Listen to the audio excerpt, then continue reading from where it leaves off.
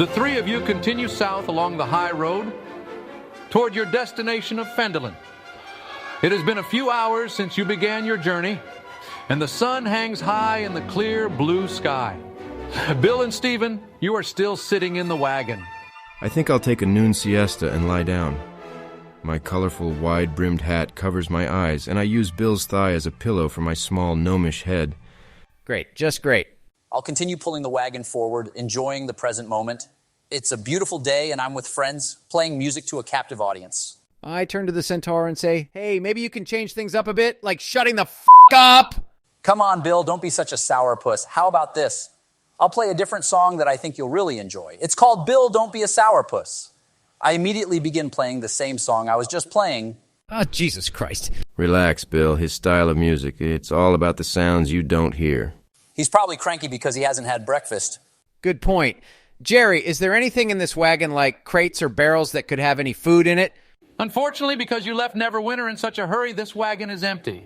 But I'll allow you to make a wisdom survival check to search the surrounding area for anything edible. Can I help him with his search so he can have advantage? Yes. I rolled a 12. You spot a small forest not far off the road and head towards it. Bill, with your proficiency in survival, you believe there should be some edible plants or simple game for a meal. Nice. I load my light crossbow, ready to shoot anything that moves. Arriving at the tree line, you don't see any animals to eat, but you do spot a large collection of bushes covered with reddish berries. You recognize them as bearberries, which are perfectly edible. Who's hungry for berries? Me. I'm starving so much that I grab handfuls of the berries and shove them in my mouth. After I've had my fill, I'll collect some more and store them in my hat. Lint and hair-covered berries? Sounds delicious.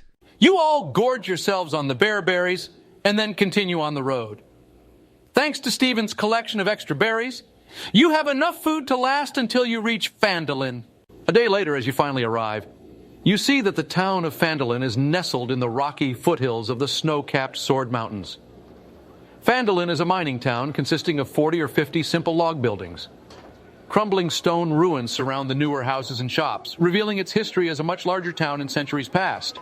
The people who live here appear to be quiet, hard-working folk who migrated from distant cities to make a living in the harsh wilderness.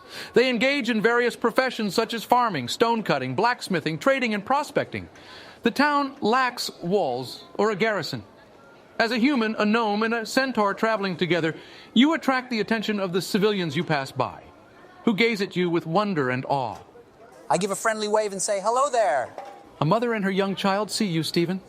The child shyly waves back, but the mother quickly takes him by the arm and walks off. Are there other townsfolk behaving the same way, like standoffish? Make a wisdom perception check. I got 10. You routinely get stares, but all you really notice is that everyone appears to be giving you guys a wide berth. Okay. I look around to see if I spot Harbin Wester anywhere. You don't see Harbin, but a couple of doors down, you notice the townmaster's hall. Let's check it out. Your wagon stops in front of the hall, a large 2-story building with sturdy stone walls, a pitched wooden roof, and a bell tower at the back.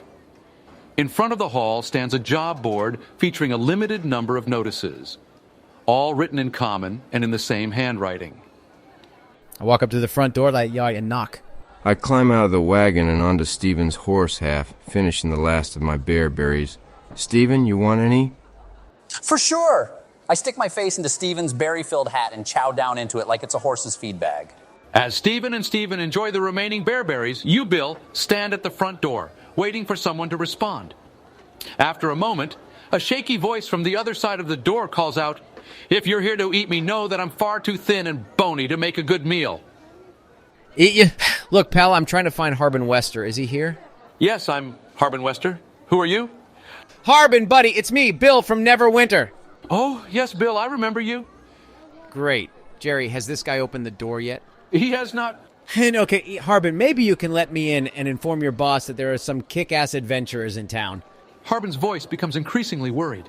My boss is dead. I'm in charge of Phandalin now. Oh, sorry to hear that. What happened? The dragon got him. I pull my face out of Stephen's hat and say, dragon? Yes, dragon. People started seeing it about a month ago. When the mayor saw it for himself, he hired a group of adventurers and went with them to track it down. That was 2 weeks ago. Haven't heard from him since. Harbin begins to sob. Oh, poor fella. Harbin regains his composure and says, "But thank the gods that you are here now. You can help us rid our lands of that terrible creature." I don't know, Harbin. My friends and I don't want to get killed by a dragon either.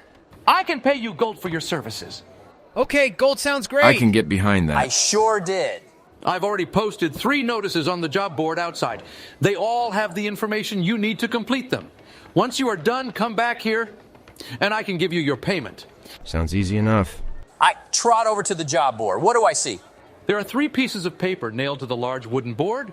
One reads that a pair of dwarves are investigating some ruins southwest of the town. They need to be warned about the dragon and return to Phandalin for a reward of 50 gold pieces. What about the next one? A clan of reclusive rock gnomes resides in a small network of caves in the mountains to the southeast. These gnomes are known for their magical inventions and might have something with which to defeat the dragon. Get whatever you can from them. Whatever items you do not want, Harbin Wester will pay you 50 gold pieces for it. I stare awkwardly at Steven. I'll give you advantage on that, buddy. I stare awkwardly at Steven also. Sigh. I guess I'll be in charge of this one. Yay! Finally, the last paper reads that a local midwife named Adabra Gwyn lives by herself in a stone windmill a few miles south of the town. Because of the dragon threat, it is not safe for her to be alone. Urge Adabra to return to Phandalin. Once she is safe, visit Harbin Wester for a reward of 25 gold pieces. We're glorified delivery boys. All we got to do is get these items and bring them back for easy gold. Which one should we do first? I'm not sure. How about this? Roll a d4. 1, 2, and 3 will be the quests in order in which you read them.